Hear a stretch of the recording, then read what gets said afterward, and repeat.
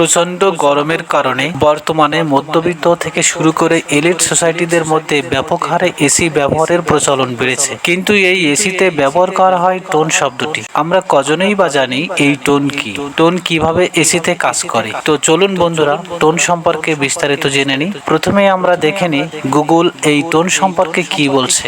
In the HVAC heating, ventilation and air conditioning field, a tone is a term that describes how much heat the air conditioner can remove from your house in an hour.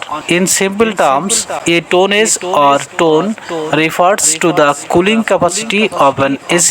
The measurement for heat is the BTU, British Thermal Unit. অর্থাৎ tone হলো একটি unit যা আপনার ঘরের আকার এবং অন্যান্য বৈশিষ্ট্যের উপর ভিত্তি করে এয়ার কন্ডিশনারটির শীতলতার ক্ষমতা পরিমাপ করতে ব্যবহৃত হয়। এখন আপনি ভাবছেন কিভাবে টোন নির্ণয়ের মাধ্যমে শীততাপ নিয়ন্ত্রিত যন্ত্রটির শীতল করার ক্ষমতা গণনা করা হয়।